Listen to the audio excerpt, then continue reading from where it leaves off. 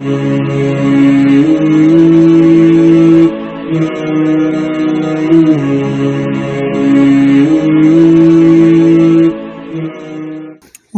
بھائی دہلی سے سوال پوچھ رہے ہیں کہ بیٹی کی پڑھائی ضروری ہے یا اس کا نکاح زیادہ ضروری ہے؟ دیکھیے، دونوں چیزیں ضروری ہیں اعتدال کے ساتھ۔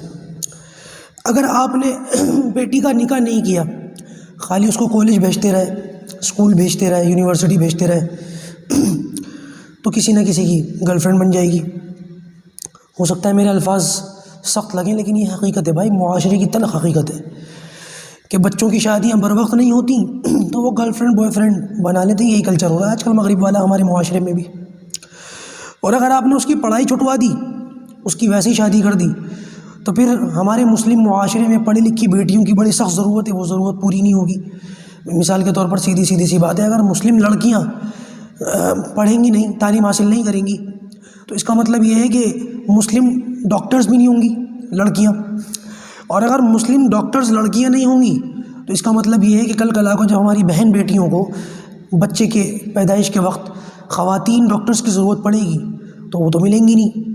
اس صورت میں ہماری بہنوں بیٹیوں کی بے پردگی ہوگی۔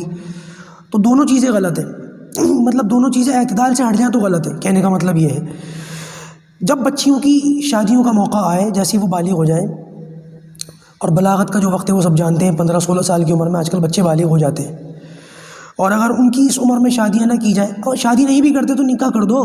میرے کہنے کا مطلب یہ، اگر رخصتی نہیں بھی کرتے تو نکاح کر دو، بچی کو ایک طرف کر دو، اس کے دماغ میں ایک پرسنالٹی ہونی چاہیے، ایک ذہن ہونا چاہیے کہ ہاں یہ میرا شوہر ہے۔ پھر اللہ تعالیٰ خود ہی دل میں لا دیتا ہے۔ مسئلہ ہے کہنے کا یہ، کیونکہ ہم خود کالج کے پڑھے ہوئے ہیں، کالج کے اندر ہم نے خود یہ ماحول اور مزاج دیکھا ہے کہ لڑکے لڑکیاں ایک دوسرے کے گرل فرینڈ اور بوائے فرینڈ بن جاتے ہیں، ہاتھ پکڑ کے جاتے ہیں، اور ویلنٹائن ڈے مناتے ہیں اور نیو ایئر نائٹ مناتے ہیں، اور اللہ حفاظت فرمائے دنیا بھر کے ہوٹلوں کے کمروں کے اندر، پارکوں کی بینچوں کے اوپر نہ جانے کون کون سی چیزیں ہوتی ہیں۔ یہ مناظر ہم نے اپنی آنکھوں سے سب نے دیکھ رکھے، سب دیکھتے ہیں۔ تو بھائی ضرورت اس بات کی ہے کہ پڑھائی کی وجہ سے شادی میں تاخیر نہ ہو، اور شادی کی وجہ سے بچوں کی پڑھائیاں نہ چھٹوائی جائیں۔ وہ نکاح کے بعد بھی، وہ رخصتی کے بعد بھی پڑھ سکتی ہیں۔